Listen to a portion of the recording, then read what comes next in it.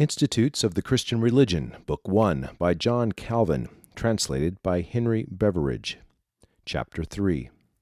The Knowledge of God Naturally Implanted in the Human Mind. 1.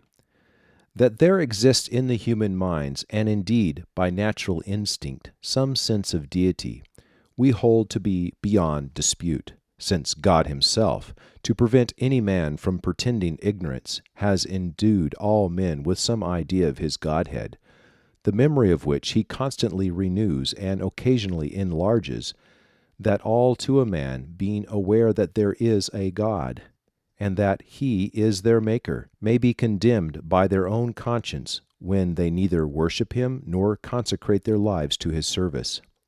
Certainly, if there is any quarter where it may be supposed that God is unknown, the most likely for such an instance to exist is among the dullest tribes, farthest removed from civilization. But as a heathen tells us, there is no nation so barbarous, no race so brutish, as not to be imbued with the conviction that there is a God. Even those who in other respects seem to differ least from the lower animals, constantly retain some sense of religion. So thoroughly has this common conviction possessed the mind, so firmly is it stamped on the breasts of all men.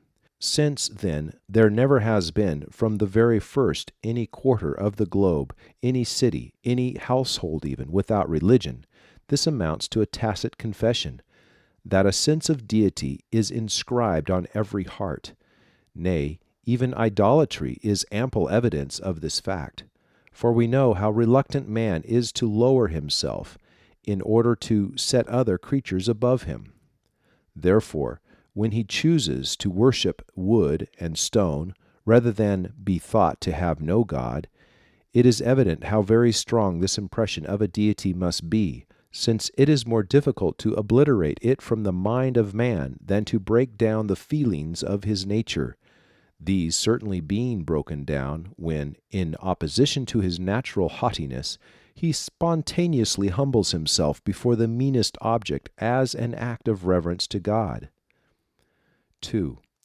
It is most absurd, therefore, to maintain, as some do, that religion was devised by the cunning and craft of a few individuals as a means of keeping the body of the people in due subjection, while there was nothing which those very individuals, while teaching others to worship God, less believed than the existence of a God. I readily acknowledge that designing men have introduced a vast number of fictions into religion, with the view of inspiring the populace with reverence or striking them with terror, and thereby rendering them more obsequious, but they never could have succeeded in this, had the minds of men not previously imbued with that uniform belief in God, from which, as from its seed, the religious propensity springs. And it is altogether incredible that those who, in the matter of religion, cunningly imposed on their ruder neighbors, were altogether devoid of a knowledge of God. For though in old times there were some, and in the present day not a few are found who deny the being of a God, yet, whether they will or not, they occasionally feel the truth which they are desirous not to know. We do not read of any man who broke out into more unbridled and audacious contempt of the deity than C. Caligula, and yet none showed greater dread when any indication of divine wrath was manifested. Thus, however unwilling, he shook with terror before the God whom he professedly studied to condemn. You may every day see the same thing happening to his modern imitators. The most audacious despiser of God is most easily disturbed, trembling at the sound of a falling leaf. How so, unless in vindication of the divine majesty, which smites their consciences the more strongly, the more they endeavor to flee from it? They all, indeed, look out for hiding places where they may conceal themselves from the presence of the Lord, and again efface it from their mind. But after all their efforts, they remain caught within the net. Though the conviction may occasionally seem to vanish for a moment, it immediately returns and rushes in with new impetuosity, so that any interval of relief from the gnawing of conscience is not unlike the slumber of the intoxicated or the insane, who have no quiet rest and sleep, but are continually haunted with dire, horrific dreams. Even the wicked themselves, therefore, are an example of the fact that some idea of God always exists in every human mind. 3. All men of sound judgment will therefore hold that a sense of Deity is indelibly engraven on the human heart, and that this belief is naturally engendered in all, and thoroughly fixed, as it were, in our very bones, is strikingly attested by the contumacy of the wicked, who, though they struggle furiously, are unable to extricate themselves from the fear of God. Though Diagoras and others of like stamps make themselves merry with whatever has been believed in all ages concerning religion, and Dionysus scoffs at the judgment of heaven, it is but a Sardonian grin, for the worm of conscience, keener than burning steel, is gnawing them within. I do not say with Cicero that errors wear out by age, and that religion increases and grows better day by day. For the world, as will be shortly seen, labors as much as it can to shake off all knowledge of God, and corrupts his worship in innumerable ways.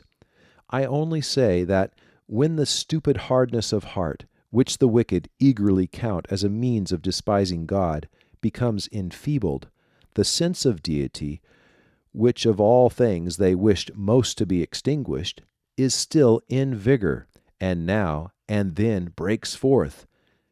Whence we infer that this is not a doctrine which is first learned at school, but one as to which every man is, from the womb, his own master, one which nature herself allows no individual to forget, though many, with all their might, strive to do so.